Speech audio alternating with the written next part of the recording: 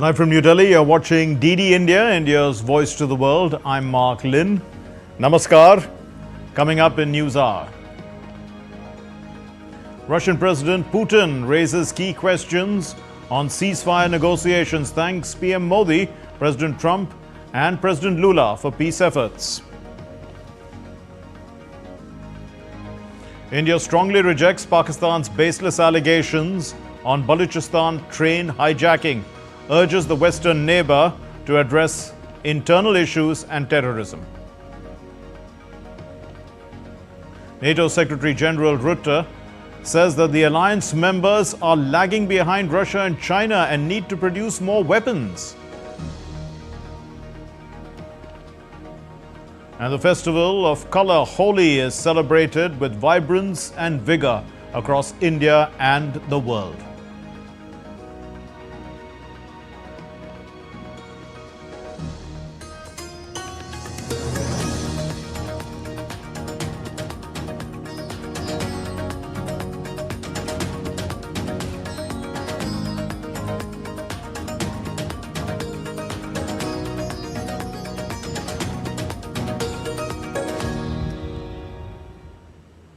India has strongly rejected Pakistan's baseless allegations on the Balochistan train hijacking.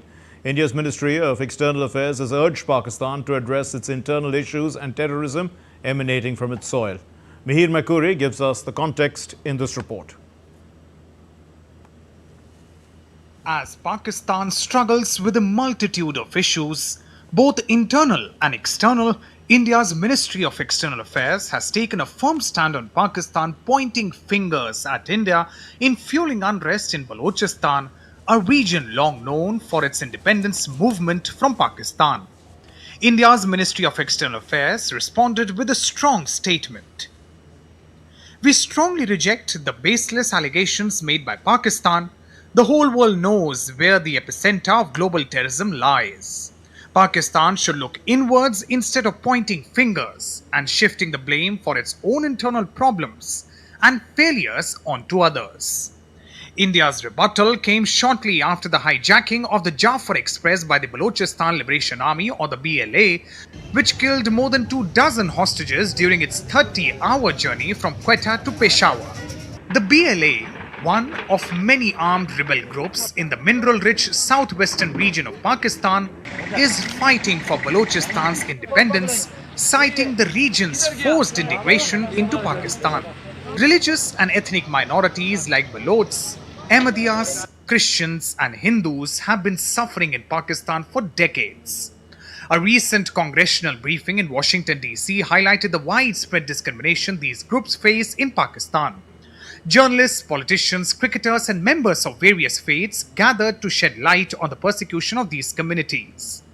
मेरे साथ भी ये डिस्क्रिमिनेशन वाली चीज़ हुई है, बहुत ज़्यादा हुई है, मेरे कैरियर को तबाह किया है, ख़त्म किया है, और जिसकी वजह से जो इज़्ज़त, इक्वल वैल्यूज़ मुझे मिलनी चाहिए थी वो नहीं मिली पाकिस्तान में, जिसकी वजह से हम यूएस में हैं अभी. We are here all together to speak against Pakistani government who are pressuring for minority religion, and as well as people who don't have any voice, and especially we're talking about the women who are suffering in Pakistan, in the country that who pressuring and women and against the minority religion.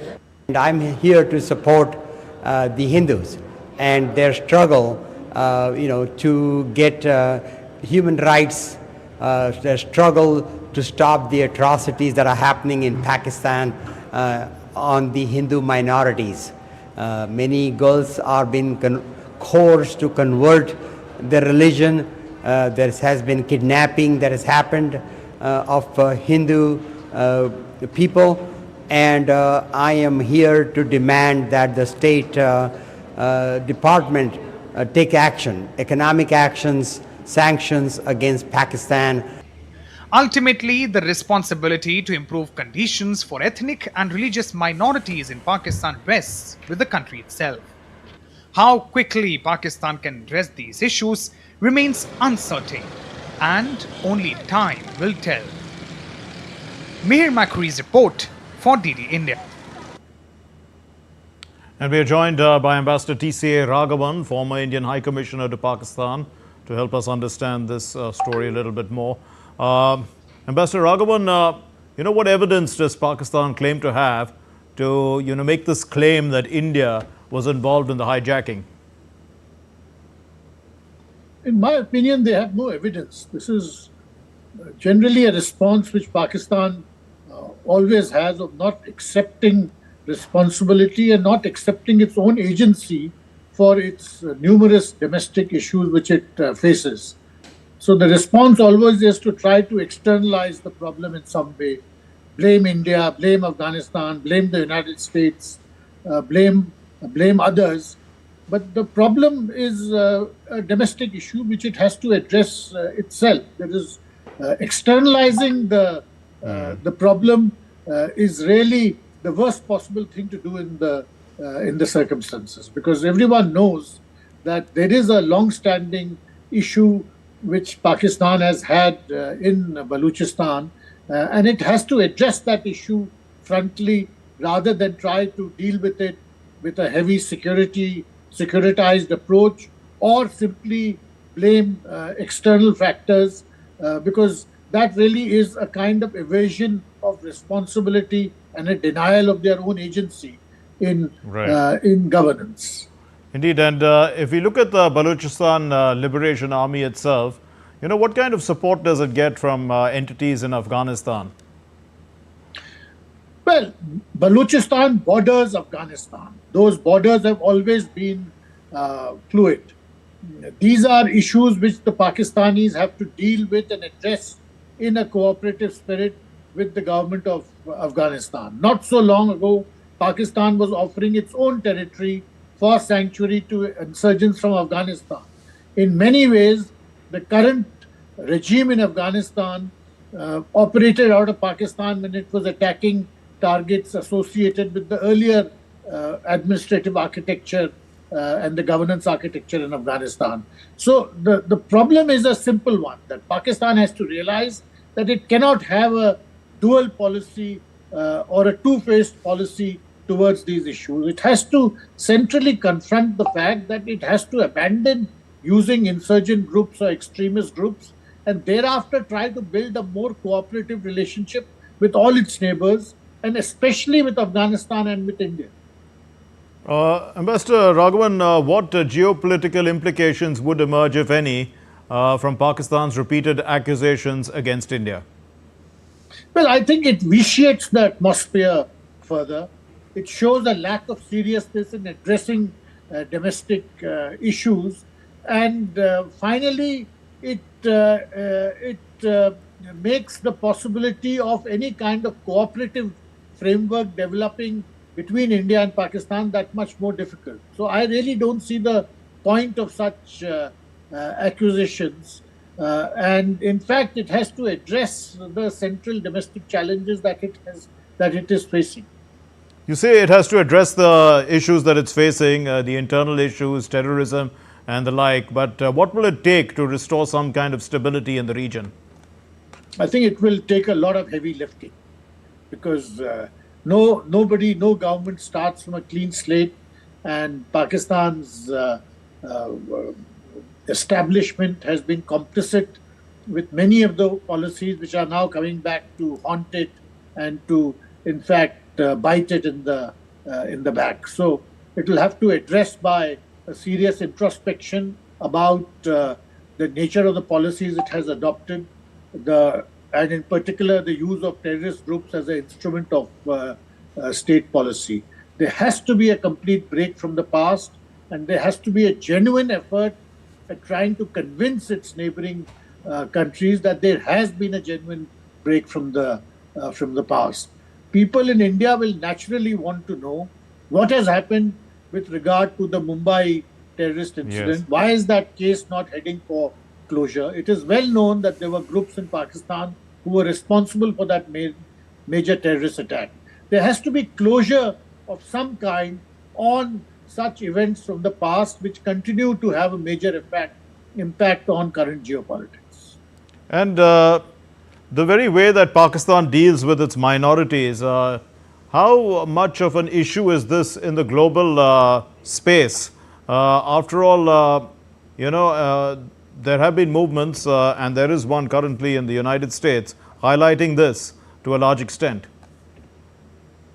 Well, the issue of Pakistan's human rights record, one factor, for instance, in this current Balochistan situation is the very poor human rights record of the Pakistan security forces, the large number of enforced disappearances, and that has in fact widened the current insurgency, if we might call it that, in Balochistan from one which was confined to tribal groups to becoming a larger pan-Balochistan issue in which elements of the middle class and groups which are not affiliated with the older tribal leaders have also joined in. So a poor human rights records towards minorities, towards deprived groups is certainly part of the problem which Pakistan has to confront. To what extent is Pakistan addressing this issue of being the global epicenter of terrorism? And, how much of an issue is this still in, let's say, in the public mind as far as the new powers that be in the United States? Well, Pakistan is facing a whole host of issues domestically today. It begins with its very, very fragile economic situation, and it extends to the major political polarization. One of the principal political leaders of Pakistan, Imran Khan, is still in jail.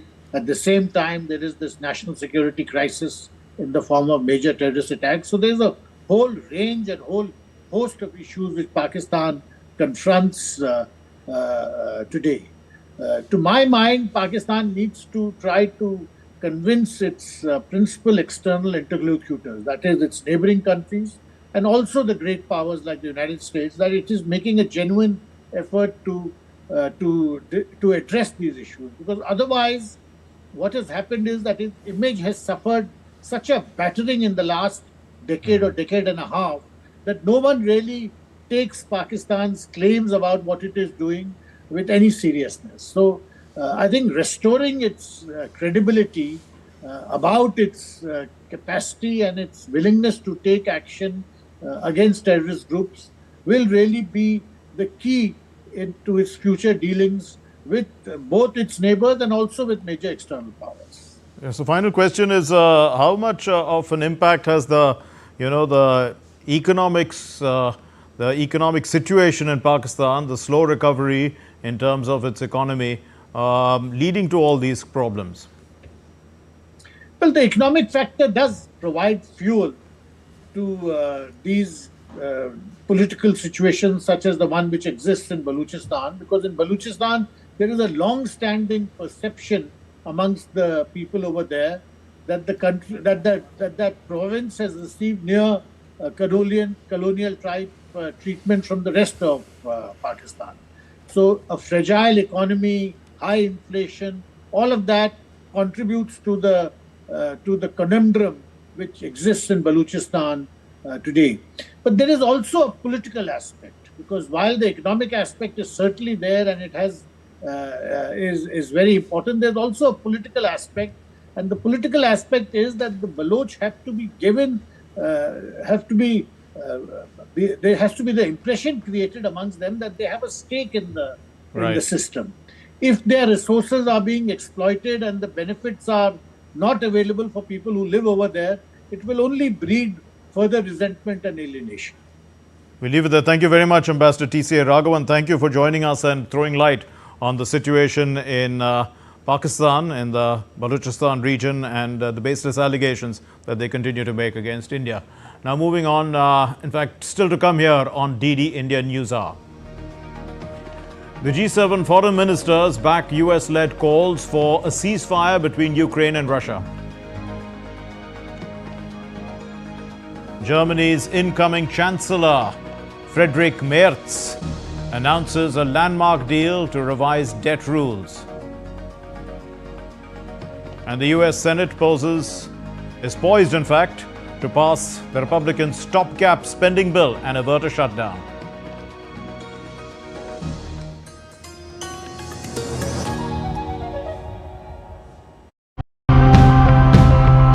What is more important, fixing the present or planning for the future? Innovators across the globe rethinking the way we live to secure a better future for us. I found out about the Rahi trade-in scheme.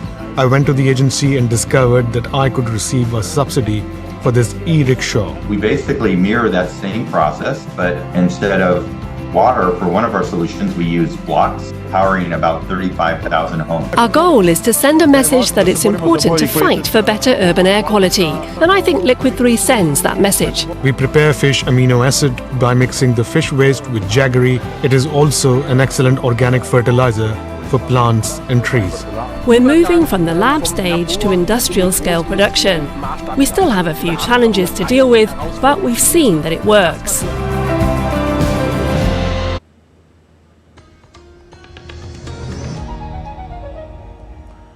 You're watching DD India News Hour. I'm Mark Lin.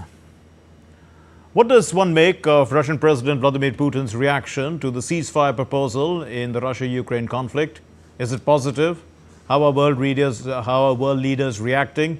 Let's take a look at this report. Russian President Vladimir Putin's reaction to the US proposal for a ceasefire in Ukraine has become the main topic of discussion on international forums. Putin said that Russia supports the proposal in principle, but emphasized that fighting cannot be paused until several crucial conditions are worked out or clarified. After meeting with Putin on Thursday night, US envoy Steve Witkoff will report the Russian leader's response to President Donald Trump. You will probably ask me about Trump's envoy Stephen Witkoff. He was here yesterday. His meeting took place late yesterday evening. He was received by President Putin. Additional information was provided to the Russian side. And also, in fact, through Witkoff, Putin conveyed information and additional signals to President Trump. Meanwhile, Ukraine has started forming a team to develop procedures for monitoring possible ceasefire. We have already begun to form a national team that will develop appropriate procedures to properly monitor a possible ceasefire. Ukrainian military operation continues on this territory. This operation has been taking place for more than 7 months. Important military goals have been achieved by our brave soldiers. China has also responded to the ongoing dialogue, expressing hope that all parties will engage in dialogue and negotiations to reach a fair, lasting, and binding peace agreement. We hope that all parties will engage in dialogue and negotiations to reach a fair, lasting, and binding peace agreement that is accepted by all stakeholders. China stands ready to work with the international community to continue playing a constructive role in ultimately resolving the crisis and achieving lasting peace.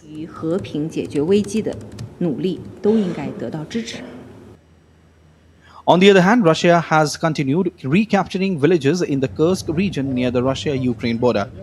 Russian forces claim to have recaptured 28 settlements in the western Kursk region in the past week and took control of the village of Novenke in Ukraine's adjacent Sumy region.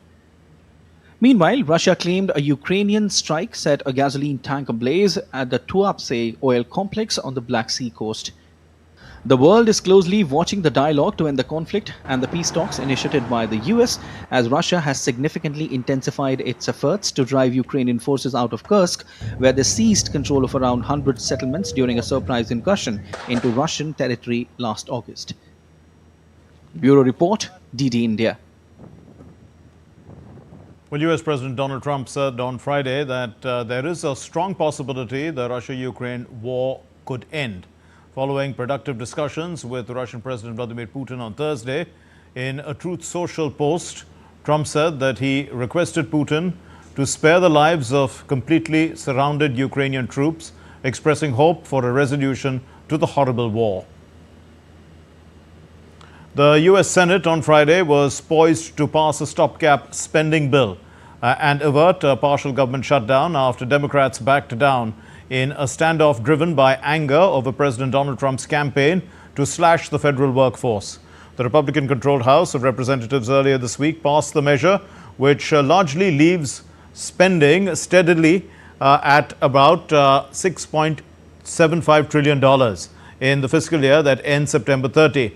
Now, Democrats have expressed anger over the bill, which could cut spending by about $7 billion and they said that it does nothing to stop Trump's campaign, spearheaded by Elon Musk, to halt congressionally mandated spending and slash tens of thousands of jobs. The Republicans hold a 53-47 majority in the Senate and a 218-213 edge in the House. Mark Carney was sworn in as Canada's new Prime Minister in Ottawa on Friday. In the presence of the Governor-General, Mary Simon, Carney took the oath of office. Carney, a former central banker, was elected leader of the Liberal Party of Canada on Sunday. He will become Canada's 24th Prime Minister.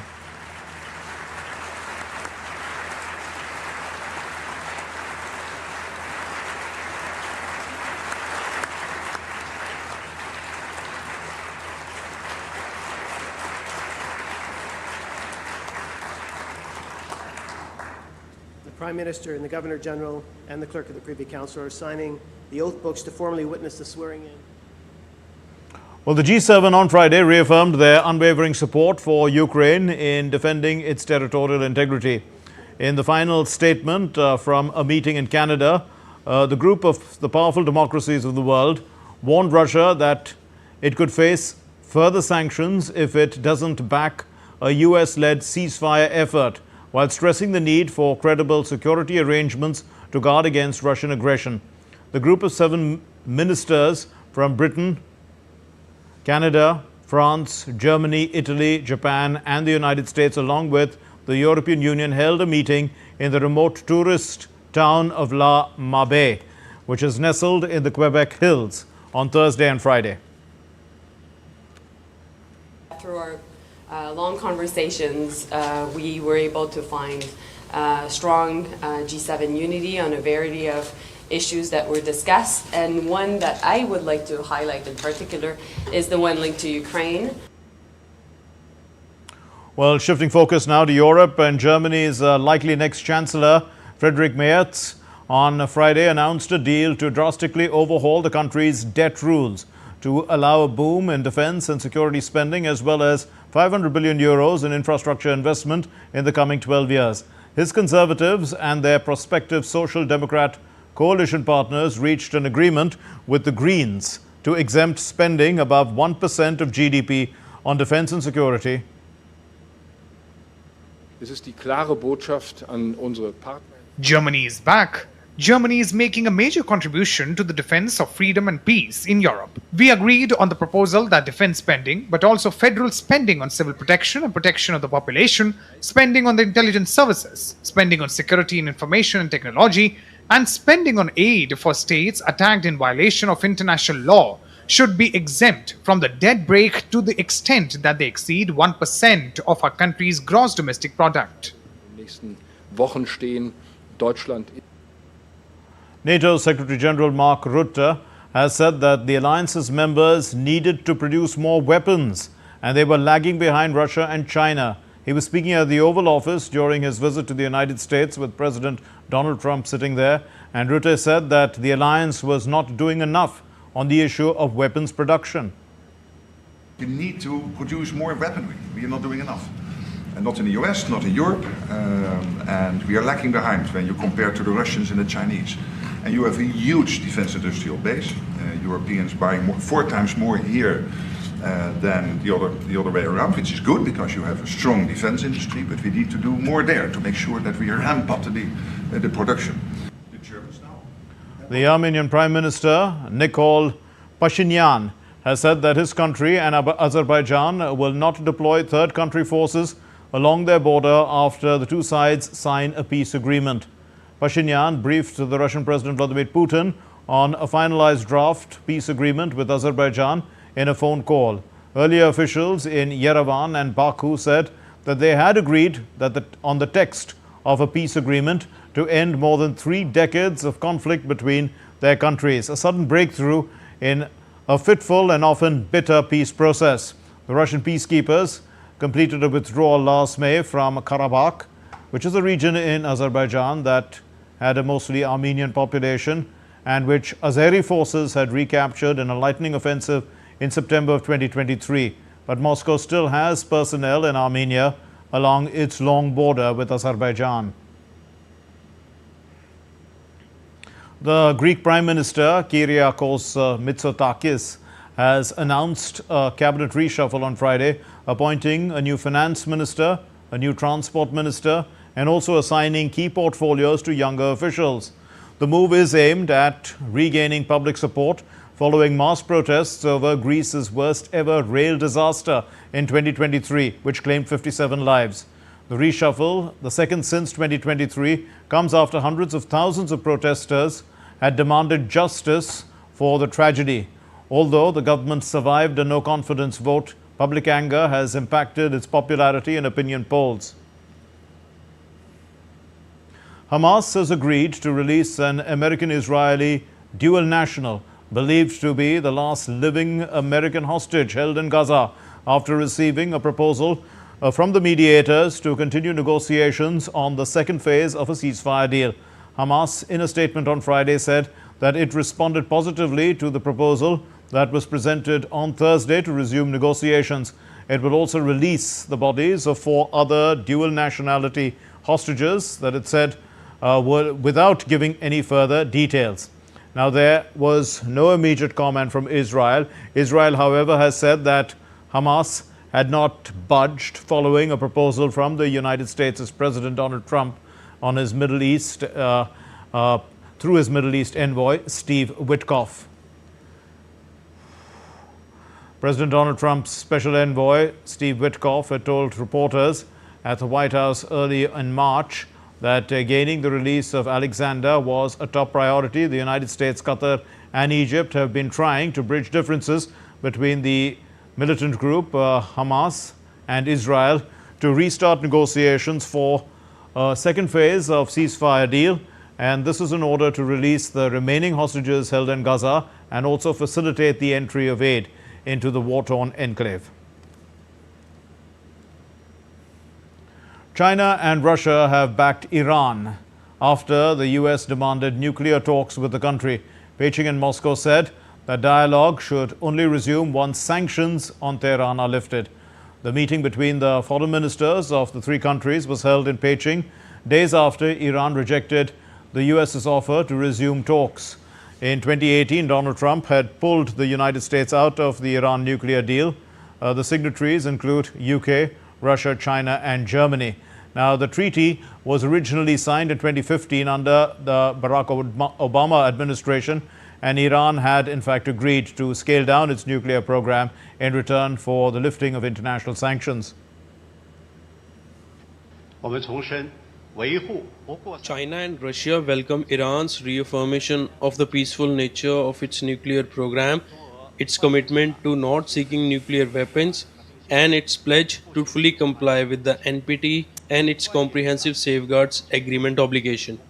The 3 parties stress that all countries must refrain from actions that hinder the IAEA's professional, objective, and impartial fulfillment of its mandate.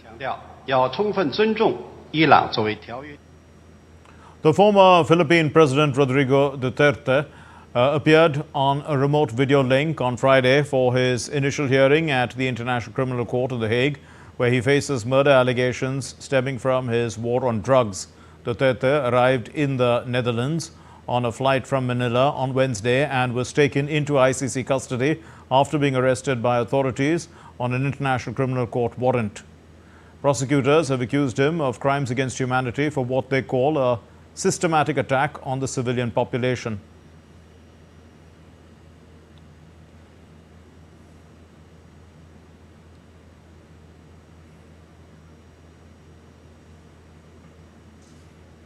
And still to come here on DD India News Hour, we'll get your expert opinion on peace efforts in the Russia-Ukraine conflict. India adds 6 heritage sites to the UNESCO tentative list, marking a cultural milestone. And Holi is celebrated enthusiastically abroad.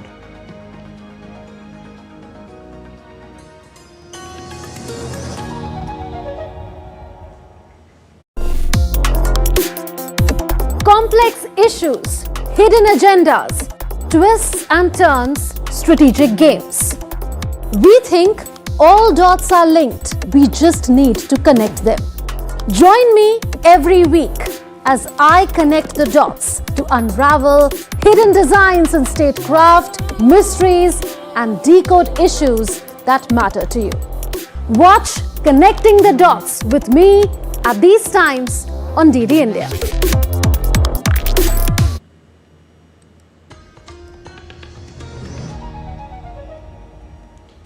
You're watching DD India News Hour. I'm Mark Lin.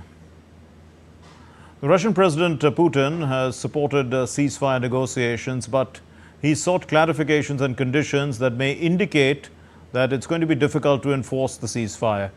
The Russian president has thanked world leaders, including Prime Minister Narendra Modi, for their peace efforts. Here's our report.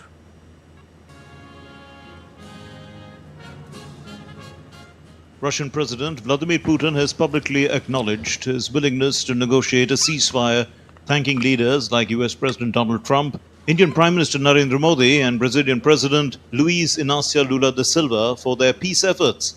However, he has raised some key questions. But who will give orders to cease hostilities? And what will be the price of such orders?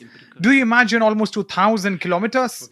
Who will figure out who and when in the field of 2,000 kilometers had broken a ceasefire? And then who will blame whom in violation of this agreement? These are many of the questions that need to be analyzed carefully by both sides. That is why the idea itself is right and we absolutely support it. But there are questions we should discuss. Prime Minister Modi emphasized that India is siding with peace, advocating for a ceasefire that addresses the root causes of the crisis. Last month in Washington, he reiterated India's firm stance on peace. दुनिया का एक सोच रही है कि Bharat neutral है. Bharat neutral नहीं है. भारत का अपना पक्ष है और भारत का पक्ष है शांति. हम पहले दिन से ही और मैंने राष्ट्रपति पुतिन को उनकी मौजूदगी में मीडिया के सामने कहा था कि ये समय युद्ध का नहीं है और मेरा एक कन्विक्शन है कि समस्याओं का समाधान युद्ध के मैदानों में नहीं निकलता है, वो टेबल पर चर्चा करके ही निकलता है. Prime Minister Narendra Modi has actively pursued peace in the Russia-Ukraine conflict, holding multiple talks with Presidents Putin and Zelensky to emphasize dialogue and negotiation over warfare. India has provided medical supplies and relief to Ukraine. It has also abstained from most UN resolutions condemning Russia, stressing dialogue and diplomacy. India has increased imports of Russian oil since the conflict began. PM Modi has met with Ukrainian President Zelensky multiple times and pushed to open the Black Sea grain corridor. India's approach balances its strategic ties with Russia and growing relations with the West. President Putin thanked PM Modi for his noble mission to resolve the conflict, highlighting the global recognition and appreciation of PM Modi's efforts. Bureau Report, DD India. And we are joined by Dr. Arvind Gupta, Director of the Vivekananda International Foundation and former Deputy National Security Advisor. Thank you very much, Dr. Gupta. Now, what primary interests and objectives do the United States, India and Brazil have in peace negotiations? Because those are the countries that President Putin mentioned. And do you see a convergence? I think we are coming close to a breakthrough. If a ceasefire happens after 3 years of war, and I think about 1 million plus casualties, if that happens, that will be a great step and it will bring down international tensions. And I think the first credit goes to President Trump, who has taken a bold step and I think also done the right thing to get both Zelensky and Putin to agree to the ceasefire, although of course the details need to be worked out. But at the same time, as President Putin said, the other world leaders, including Prime Minister Modi, they have been playing a wide role in getting the world to this situation. And President Putin has thanked Trump and of course other leaders But if you notice, these are also the BRICS leaders. Yes. These countries have stood by in some way with Russia, though not necessarily supporting what Russia did, but certainly not criticizing Russia so openly and not imposing sanctions, etc.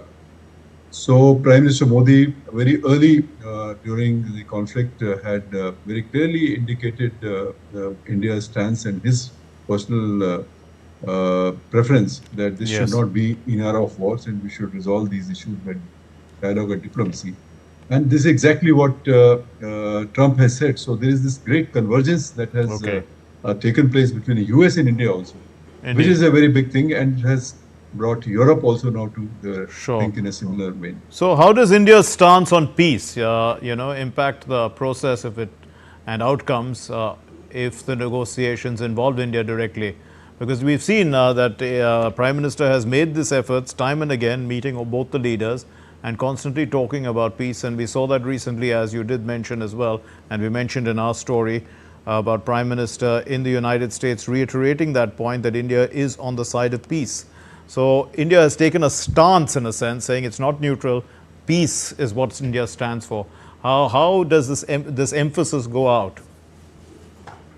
Well, I think there is now a great deal of acceptance and in the world over that this war should come to an end.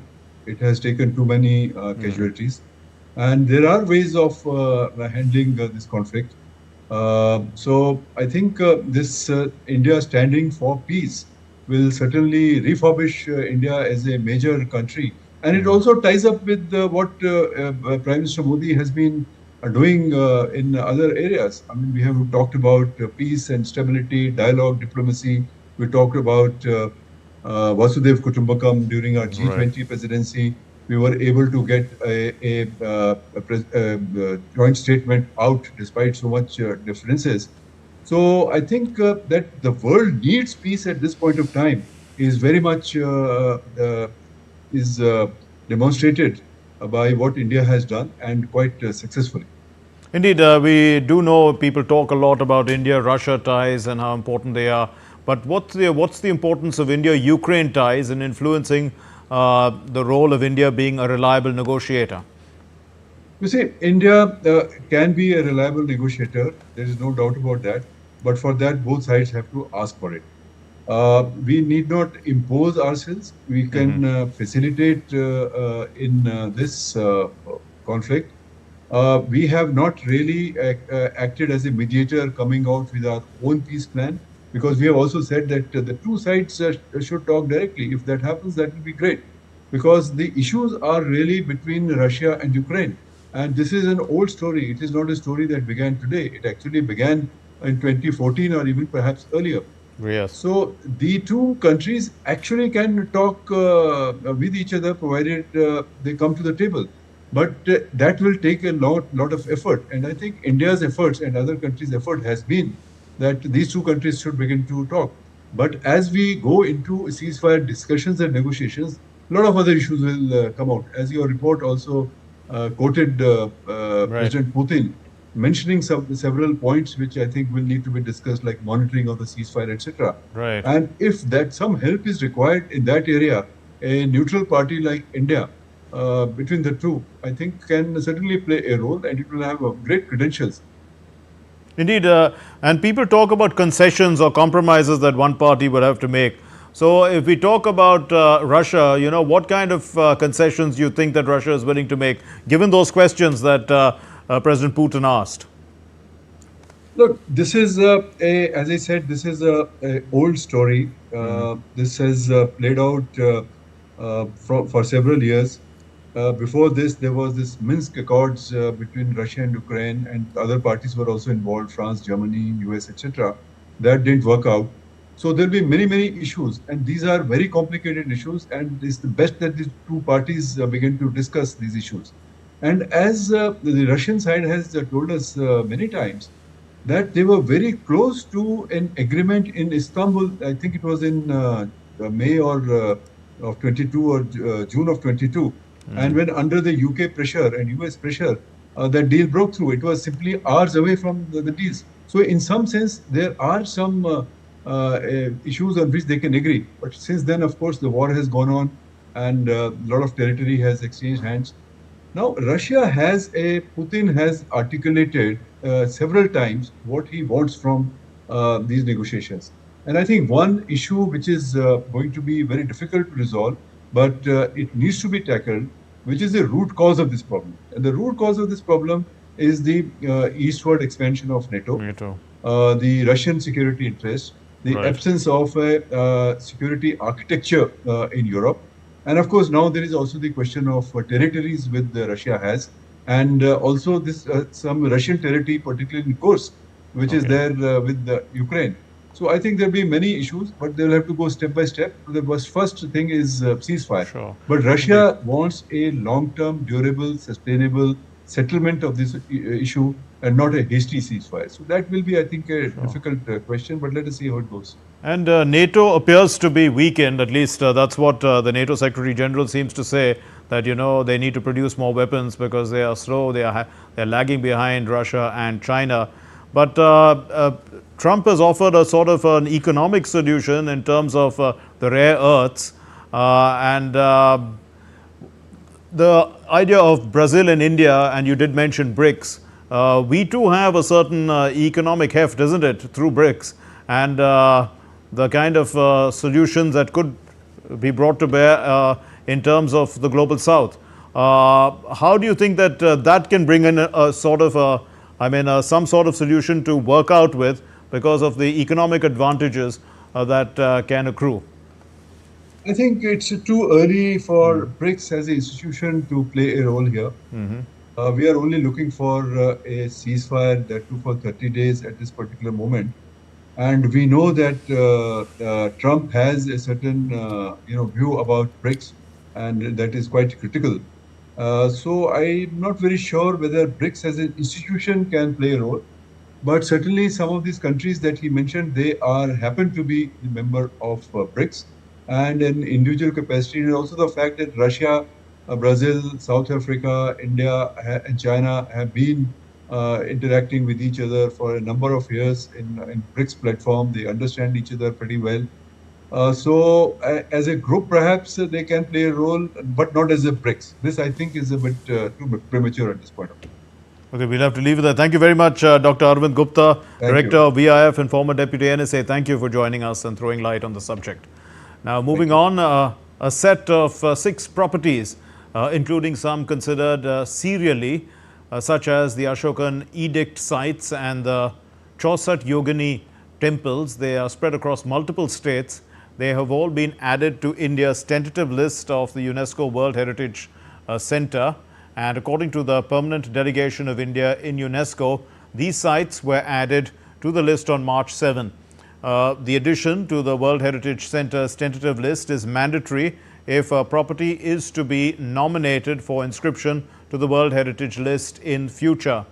And with these additions, India now has 62 sites on the tentative list. The tentative list is an inventory of properties each country intends to consider for UNESCO nomination. The Indian Film Festival has kicked off in Tashkent in Uzbekistan on Friday. The 4-day event is dedicated to women and is organized with the support of the Indian Ministry of Information and Broadcasting in collaboration with the Cinematography Agency of Uzbekistan. It's known as Uzbekino. The attendees have included the Ambassador of India to Uzbekistan, Smita Pant, and the director, Shakrutala Rizayev. Also Bollywood stars Abhishek Bachchan and Sayami Kher, along with directors R. Balki and Gauri Shinde. They were all present at the inauguration. Holi, the festival that paints the Indian subcontinent into a canvas of colors, was celebrated with traditional fervor across the length and breadth of the country. India's border security force personnel celebrated Holi, and foreign tourists too were mesmerized by the vibrant and uniquely Indian celebration. Here's our report by DD India's Sarita Chaudhary. Millions of people across India celebrated Holi, the festival of colors, with great joy. They smeared each other with bright powders, danced to festive music, and enjoyed traditional sweets made for the occasion. From temples to busy streets, the country was filled with vibrant colors and happy gathering. Holi marks the victory of good over evil and brings people together in a spirit of joy and unity. In Uttar Pradesh's Vrindavan, known as the birthplace of Holi traditions, people celebrated with great excitement. Along with colored powders, they threw marigolds, roses, and jasmine petals at each other, making the celebrations even more beautiful. Adding a unique touch to the festival, prisoners at the divisional jail of Ayodhya celebrated Holi with great enthusiasm. The event brought joy and unity behind bars, spreading the festive spirit even in confinement. In national capital Delhi, Chief Minister Rekha Gupta along with Delhi BJP President Virendra Sachdeva joined Holi celebration at Union Minister JP Nadda's residence. They covered each other in colours and enjoyed special Holi treats. Foreign tourists also became a part of the Holi celebrations, embracing the festival with enthusiasm. They played with colours, danced with locals and enjoyed the festive spirit. The warmth and energy of Holi left them with unforgettable memories of India's vibrant culture. Experiencing Holi for the first time. It's lots of very fun colours, lots of celebrations, everybody very welcoming. Yeah, it's been a really pleasant, good experience. Really enjoyed it. At the India-Pakistan border in Amritsar, BSF celebrated Holi with locals. Even though they were far from home, they enjoyed the festival together, showing that Holi is about unity and happiness. Holi is more than just playing with colors. It's a festival that brings people together, spreads happiness, and strengthens bonds. As the celebrations end, the spirit of Holi remains, reminding us that joy, love, and togetherness make life more beautiful. Sarita Chaudhary's report for DD India. Well, amid challenges in Bangladesh, the Assistant High Commissioner of India in Rajshahi has hosted a secure and joyous Holi celebration. It fostered unity and cultural harmony. The event featured a mesmerizing Krishna Radha dance performance and enthralling folklore singing, which added to the vibrant atmosphere. The local community participated enthusiastically, exchanging colors and joy in a secure environment.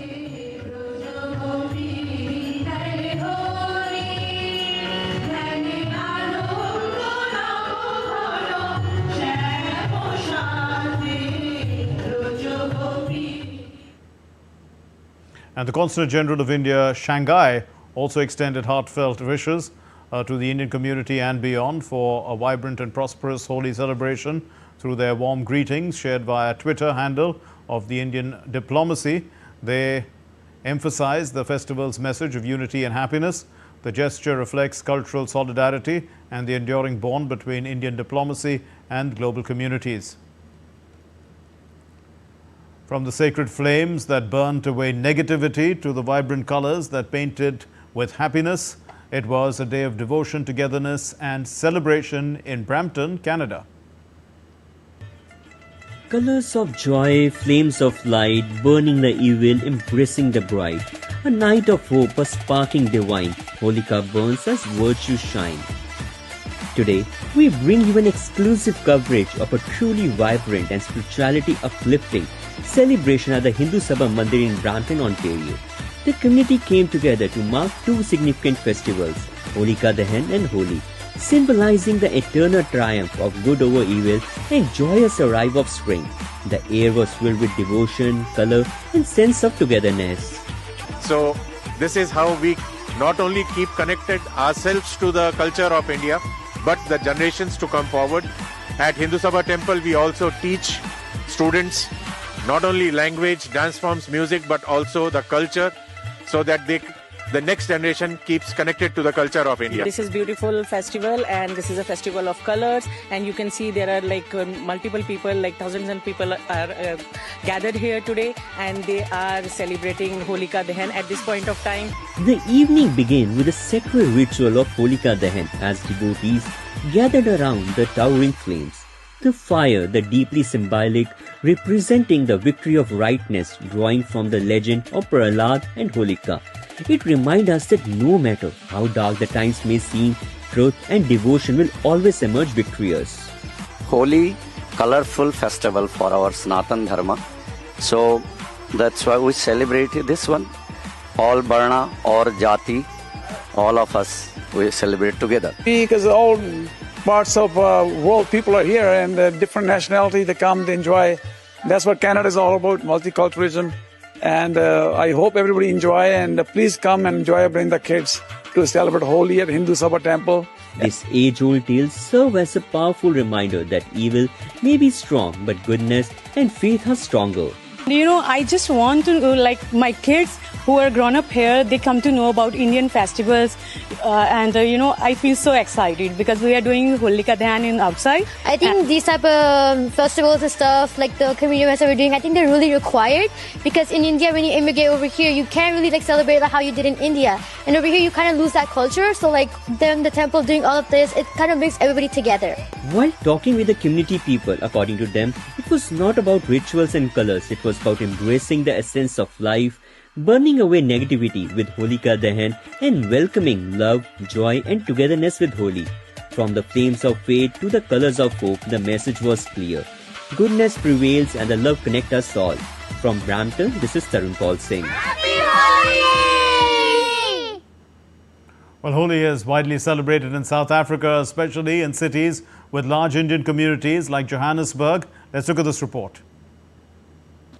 On behalf of the Consulate General of India in Johannesburg and India Club SA, we welcome you to the Basant Utsav of 2025. Holi, the festival of love, colors and joy. The first, first order of the day is Happy Holi to all of you. It's a great honor to be here with all of you. This is my third Holi as Consul General of India here in Johannesburg. And let me tell you that all these 3 years, this is like celebration of all of us coming together, celebrating. It has been all very remarkable. And I must say that this is all because of the efforts of some people who really go out of the way and put together events that allow us to come together and celebrate. And I would like to especially mention India Club, the entire Manco Executive Committee led by Manish ji. From traditional rituals to modern festivities, the spirit of Holi brings people together in a beautiful blend of tradition and fun. Here at Sri Radheshyam Mandir, the air is filled with laughter, music, and of course, a splash of color. I think so. It's a privilege for Sri Radheshyam Mandir also that by inviting all the community, not particular religion, but everyone, and put it together here and celebrate the Holi. The Holi also is like inclusive, everything. All the people include, and then the color of, like as CG said, the Rainbow Nation, all the color and creeds put together. Happy Holi to everybody. Today's Holi has become like a double festival. India reached the final. So now the Holi with color, with cricket, everything. So people are having extra fun and we are excited for this. And as you can see, the festivities are high and the colors are rising and everybody is having such a fantastic time here at Sri Radheshyam Mandir. So, this is myself, Nazneen, for DD India, Johannesburg, and Happy Holi! Well, you're watching DD India News Hour. Let's get you the sports news. And the Indian special athletes, they are creating history at the Special Olympics World Winter Games in Italy, bringing pride to the nation with their remarkable performances. Here's our report. The majestic Italian Alps are hosting the Special Olympics World Winter Games, where the spirit of inclusion is stronger than ever. Amid the snow and fierce competition, India's special athletes are making history with remarkable performances in Sestiare. Indian athletes have impressed in alpine skiing and snowshoeing. The women's team won 2 medals in snowshoeing, displaying their strength and determination. Parikshit Mehdudya, head of the delegation of the Special Olympics Bharat, praised their dedication, while medal winners expressed their joy and pride.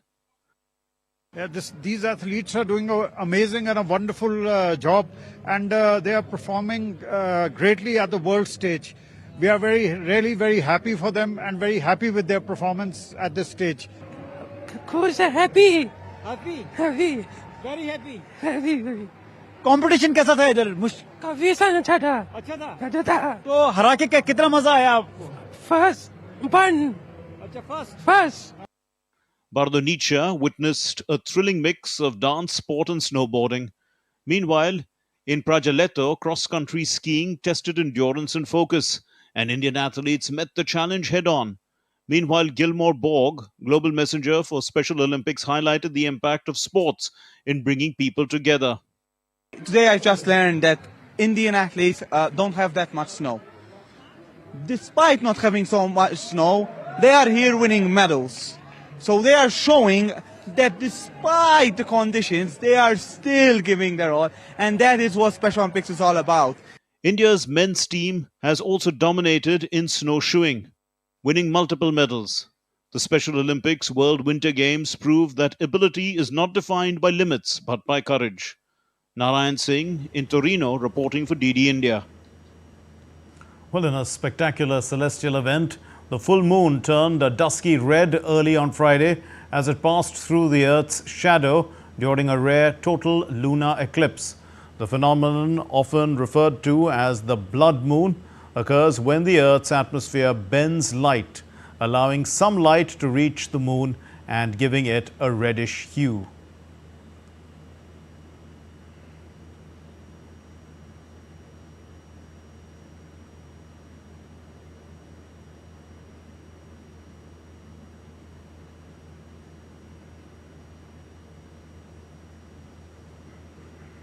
Well, that's all we have in this edition of DD India News Hour. And for those of you on the go, get the latest news and updates from India and across the world on the DD India mobile app. The app is available on both Android and iOS platforms.